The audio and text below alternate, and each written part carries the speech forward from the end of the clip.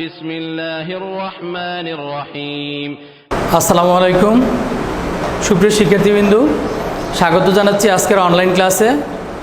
আমি মোহাম্মদ ফাইজুর রহমান মিয়াজি, সহকারী শিক্ষক, দীর্ঘভূমি বঙ্গবন্ধু উচ্চ বিদ্যালয়, ব্রাহ্মণপাড়া, কুমিল্লা। আজকে আমি আলোচনা করব নবম দশম শ্রেণীর গণিত বিষয় নিয়ে। নবম দশম শ্রেণীর গণিত বিষয়ের নবম অধ্যায় ত্রিকোণমিতিক অনুপাত নিয়ে আলোচনা করব।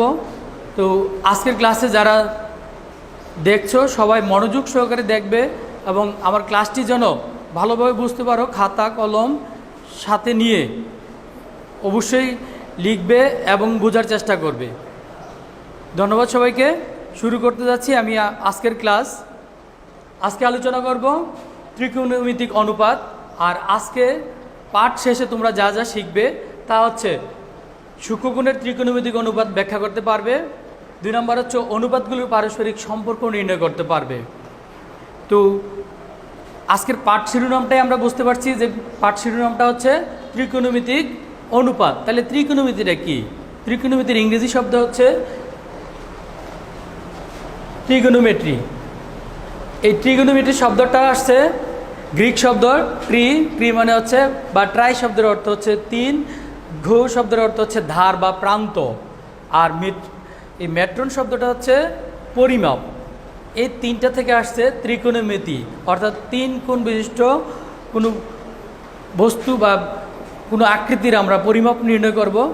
আর এই ত্রিকোণমিতির পরিমাপ নিয়ে আমার আজকের আলোচনা বা ক্লাস। তো শিক্ষার্থীরা তোমরা নিশ্চয়ই অনেক কিছুতেই পরিমাপ ব্যবহার করে থাকো, যেমন পানি মাপতে লিটার, তারপরে আমরা যখন দূরত্ব মাপি, দৈর্ঘ্য মাপি, হ্যাঁ মিটারে মাপি, ইঞ্চিতে মাপি, বিভিন্ন রকমের আমরা মেপে থাকি। তো এই ত্রিকোণমিতিটা কেন? হ্যাঁ, আমরা তো পরিমাপ সবসময় করে থাকি, তাহলে ত্রিকোণমিতি আমরা কেন ব্যবহার করব? ত্রিকোণমিতি ব্যবহার করার অনেক কারণ আছে। হ্যাঁ, অনেক মজা পাবে যখন বাস্তব প্রয়োগটা বুঝতে পারবে।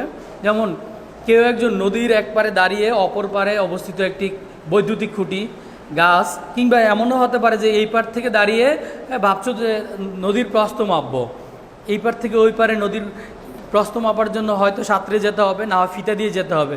এমনটাই তো হয় সাধারণ মাপযোগের ক্ষেত্রে। তো ত্রিকোণমিতি ব্যবহার করে যখন আমরা মাপযোগ করব, তখন কি হবে যে আমরা নদী পাড়ি দিতে হবে না, কিংবা বৈদ্যুতিক খুঁটিতে উঠে এই ঝুঁকিপূর্ণ কাজ করতে হবে না, গাছের আগায় উঠে যে পরে হাত পা ভাঙার কোনো ঝুঁকি থাকবে না। আমরা এমন এক পদ্ধতিতে মাপঝুঁক করব। আর এই পদ্ধতিটা হচ্ছে ত্রিকোণমিতি, অর্থাৎ কোনো কিছু পরিমাপ করার জন্য আমরা তার 3 দিক থেকে বিবেচনা করে তার দৈর্ঘ্য, প্রস্থ কিংবা উচ্চতা আমরা নির্ণয় করতে পারব। তো শিক্ষার্থীরা, যেহেতু 3 কোণ, তাহলে বুঝতেই পারছো যে 3 কোণ মানে হচ্ছে, আমরা 3 কোণ বললেই আমাদের মনে চলে আসে যে ত্রিভুজ, কোনো না কোনো একটা ত্রিভুজের কথা বলছি। তো চিত্রে দেখতে পাচ্ছ একটা ত্রিভুজ। ত্রিভুজটা কী ধরনের ত্রিভুজ? হ্যাঁ, তোমরা ধরতে পেরেছ যে এটা হচ্ছে একটি সমকোণী ত্রিভুজ, অর্থাৎ একটা কোণ সমকোণ এবং অপর 2টে কোণ অবশ্যই কি হবে? সূক্ষ্মকোণ হবে। অর্থাৎ একটি সমকোণ হলে অপর 2টে কোণ সূক্ষ্মকোণ হয়। তা আমরা আজকে এই সূক্ষ্মকোণের ত্রিকোণমিতি করছি, তবে একটা সমকোণী ত্রিভুজ দিয়ে আমরা বুঝবো যে আজকে ত্রিকোণমিতি বোঝার জন্য সূক্ষ্মকোণ এবং সমকোণ দুটোই বুঝবো। সূক্ষ্মকোণ মানে কি? যেই কোণ তার পরিমাপ 90 ডিগ্রি বা 1 সমকোণের কম, তা হচ্ছে সূক্ষ্মকোণ। আর সমকোণ হচ্ছে যার পরিমাপ 1 সমকোণ বা 90 ডিগ্রি সমান। তো এই সমকোণী ত্রিভুজের ক্ষেত্রে আমরা জানি যে এই সমকোণী ত্রিভুজের সমকোণটার যে নিচের দিকে যে অবস্থান করে, সবসময় আমরা ত্রিভুজের ওটাকে ভূমি বলে থাকি। তাহলে এটা ভূমি বা সন্নিহিত বাহু, এটা হচ্ছে বিপরীত বাহু, আর এটা হচ্ছে অতিভুজ। তাহলে আমরা একটু বোঝার চেষ্টা করি যে এখানে সন্নিহিত বাহু কেন বলা হয়েছে। আমরা মূলত এই অতিভুজকে কেন্দ্র করেই আজকের আলোচনা এবং এই সূক্ষ্মকোণকে। তাহলে এই সূক্ষ্মকোণ এবং অতিভুজ, অতিভুজকে ঘিরে যদি একটা কোণ তৈরি হয়, তাহলে অতিভুজের সন্নিহিত বাহু হচ্ছে এই আজকের ভূমি। আর এই অতিভুজের বিপরীত বাহু হচ্ছে লম্ব, এই জন্য এটাকে বিপরীত বাহু নামে চিনব, আর ভূমিকে সন্নিহিত বাহু হিসেবে চিনব। আর অতিভুজ তো চিনতেই পারছি। তো এই অতিভুজ, ভূমি এবং লম্ব, এই 3টা বিষয়কে নিয়ে আমাদের আজকে ত্রিকোণমিতিক কতগুলো অনুপাত থাকবে। অনুপাত কেমন? ধরো এটা হচ্ছে লম্ব এবং ভূমি। এই লম্ব এবং অতিভুজ, এই লম্ব ভূমি, লম্ব অতিভুজ, অতিভুজ লম্ব, এরকম তিনটা জিনিসের মধ্যে আমরা 6 ধরনের অনুপাত নির্ণয় করতে পারি। যদি লম্বের সাথে অতিভুজের অনুপাত করি একটা অনুপাত হবে, অতিভুজের সাথে লম্বের অনুপাত করলে তাও কি একটা অনুপাত হবে। এভাবে ভূমির সাথে অতিভুজের অনুপাত হবে, অতিভুজের সাথে ভূমির অনুপাত হবে, লম্বের সাথে ভূমির অনুপাত হবে, ভূমির সাথে লম্বের অনুপাত হবে।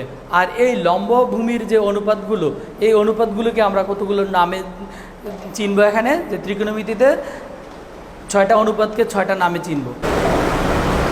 হ্যাঁ শিক্ষার্থীরা, আমরা যে নামগুলো চিনব, এই নামগুলো চেনার সাথে তাদের সম্পর্ক বা অনুপাতগুলো কীভাবে হবে তা জানার জন্য আমি আজকে তোমাদেরকে এমন একটি চিত্র দেখাতে চাই, যে চিত্রটি যদি তোমরা মনে রাখতে পারো তাহলে আজীবন আর এই ত্রিকোণমিতিক অনুপাত নিয়ে আর ভুল হবে না। তুমি এই চিত্রটা দিয়ে খেয়াল করো, আমরা এই সমকোণী ত্রিভুজটি আবার আঁকলাম। এই সমকোণী ত্রিভুজের লম্বের সাথে লম্বের শীর্ষবিন্দুতে সাইন এবং নিচে হচ্ছে ট্যান লিখব। তারপরে অতিভুজের শীর্ষ লিখব কোসেক, আর নিচে এই সন্নিহিত কোণের সাথে অর্থাৎ আমাদের যে থিটা কোণের সাথে হচ্ছে সেক লিখব। তারপরে ভূমির এই ট্যানের পাশে অর্থাৎ সমকোণের পাশে লিখব কট, আর থিটা কোণের সাথে আমরা লিখব কস। এভাবে আমরা এই চিত্রটা যদি মাথায় রাখতে পারি তাহলে আমাদের আজীবন আর এই ত্রিকোণমিতি নিয়ে কোনো ভুল হবে না। তাহলে এটা মাথায় রাখলে কি হবে ওটা আমরা এখন আলোচনা করব। অর্থাৎ আমরা কিভাবে বুঝবো যে ত্রিকোণমিতি অনেক সহজ, এই সহজটাই বুঝবো।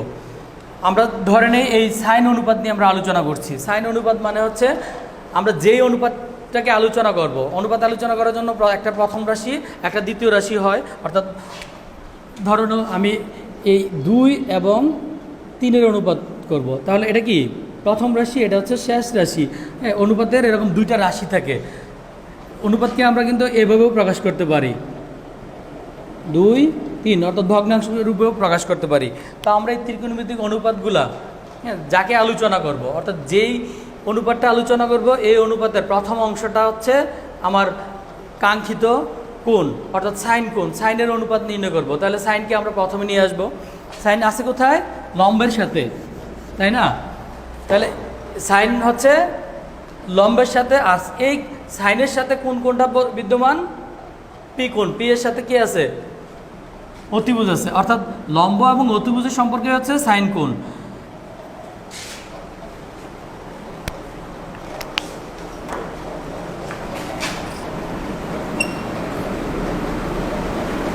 লম্ব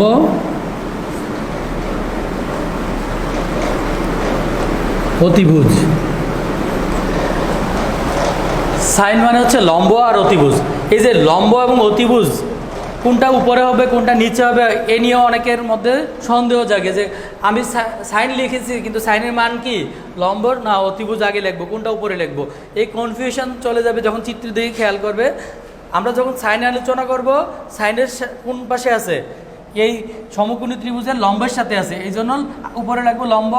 আর যেহেতু আমরা সাইন কোণটা অবস্থান করছে এই সমকোণী ত্রিভুজের শীর্ষে, এই জন্য শীর্ষবিন্দু থেকে তার পাশে আছে অতিভুজ, এই জন্য আমরা লম্ব বাই অতিভুজ সমান সমান সাইন থিটা, লম্ব বাই অতিভুজ সমান সমান সাইন থিটা।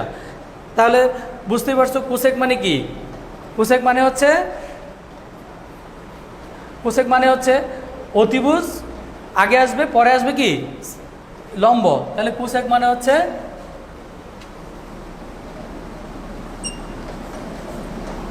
অতিভুজ বাই লম্ব। তাহলে ট্যান মানে কি হবে? একইভাবে হ্যাঁ, ট্যান যেই পাশে আছে আমরা ওইটাকে আগে লিখব। কট মানে হচ্ছে কি ভূমি আগে লিখব, কসের ক্ষেত্রে ভূমি আগে লিখব, সেকের ক্ষেত্রে অতিভুজ আগে লিখব। তাহলে আমরা এই অনুপাতগুলো লিখে ফেলি ওই চিত্র অনুসারে। তাহলে আমরা এবার কস লিখব। কস কোথায় আছে? ভূমির সাথে আছে। তাহলে এই ভূমি বাই অতিভুজ, এই ভূমি বাই অতিভুজ হচ্ছে কস থিটা। তারপর ট্যান থিটার মান, ট্যান কোণের মান হচ্ছে ট্যান যেহেতু লম্বের সাথে আসছে তাহলে লম্ব আগে আসবে, লম্ব। আর ট্যান আছে কোথায়? ভূমির কাছে, তাহলে এটার ভাগ হবে ভূমি দিয়ে। লম্ব এবং ভূমির অনুপাতই হচ্ছে tan থিটা। cot থিটা তার উল্টাই, যেহেতু এটাও কি এই লম্ব এবং ভূমির সাথে আছে, cot আছে কোথায়, cotটা আছেই ভূমির সাথে, তাহলে আমরা আগে লিখব ভূমি আর নিচে হবে লম্ব।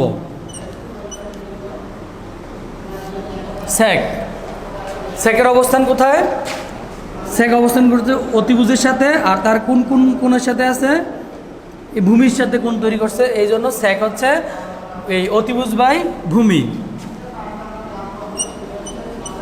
অতিভুজ বাই ভূমি। বুঝতে পেরে যাচ্ছে তো? অর্থাৎ এই ত্রিকোণমিতিক অনুপাতটাকে খুব সহজভাবে বুঝতে পারবে যখন তুমি খেয়াল করবে যে এই চিত্রে তার অবস্থান কোন জায়গায়, কুসেকের অবস্থান কোন জায়গায়, যে কুসেকের অবস্থান হচ্ছে অতিভুজের সাথে, তাহলে আমরা আগে অতিভুজ লিখব, এবং তার কোন অবস্থানটা, এটা কি লম্বের সাথে না ভূমির সাথে আছে, এটার অবস্থানটা লম্বের সাথে আছে, সুতরাং লম্ব দিয়ে ভাগ হবে, এইভাবেই অনুপাতগুলো নির্ণয় করবে। তো নিশ্চয়ই এতক্ষণে বুঝতে পেরেছো যে ত্রিকোণমিতিক অনুপাত কিভাবে হবে। তাছাড়া তাদের মধ্যে প্রত্যেকে একে অপরের সাথে সম্পর্কযুক্ত। এই সাইন কস, যেহেতু একটা ত্রিভুজে আমরা জানি যে ত্রিভুজের কি দুইটা বাহু দেওয়া থাকলে তৃতীয় বাহু নির্ণয় করা যায়, তাহলে এই একটা সম্পর্কের কারণেই নির্ণয় করা যায়।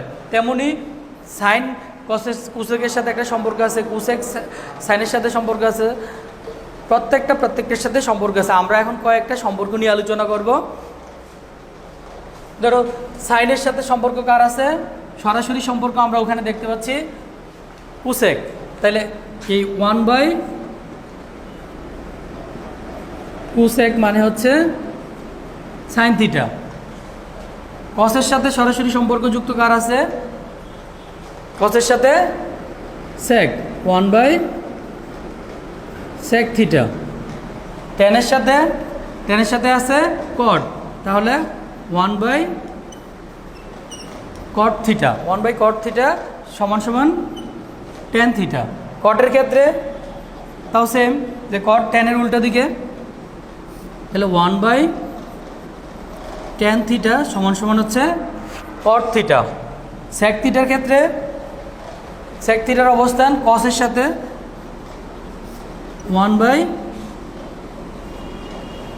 1/কস থিটা সমান সমান সেক থিটা। কোসেক থিটা, কোসেকের অবস্থান সাইনের সাথে, 1/সাইন থিটা সমান সমান কস থিটা। এইভাবে আমরা রিলেশন তৈরি করতে পারবে যে সাইনের সাথে সরাসরি সম্পর্ক আছে, এই জন্য আমরা সরাসরি কি অনুপাতগুলো দেখাতে পারি যে সাইন থিটা সমান সমান 1/কোসেক থিটা, কস থিটা সমান সমান 1/সেক থিটা, ট্যান থিটা সমান সমান 1/কট থিটা, কট থিটা সমান সমান 1/ট্যান থিটা, সেক থিটা সমান সমান 1/কস থিটা, আর কোসেক থিটা সমান সমান 1/সাইন থিটা। আমরা এগুলো ভুলে গেল যদি এই চিত্রটা মনে থাকে, হ্যাঁ, যে চিত্রে সাইনের অবস্থান কোথায়, কসের অবস্থান কোথায়, সেকের অবস্থান কোথায়, অর্থাৎ এই অবস্থানগুলো যখন আমরা জানবো তখন আমরা তাদের সম্পর্ক নির্ণয় করতে পারবো, মান নির্ণয় করতে পারবো। তো আশা করি সবাই ভালো আছো, বুঝতে পেরেছ। পরবর্তী ক্লাস নিয়ে আমরা দ্বিতীয় পার্ট আলোচনা করব। তো এই পর্যন্ত ভালো থাকো। আর আমাদের ওয়েবসাইটে, আমাদের porobidi.wordpress.com এই ওয়েবসাইটে কিংবা স্কুলের যে পেজ আছে ওই পেজে অথবা ইউটিউব চ্যানেল থেকেও তোমরা এই ক্লাসগুলো নিয়মিত পেতে পারো। তো ধন্যবাদ সবাইকে, আল্লাহ হাফেজ।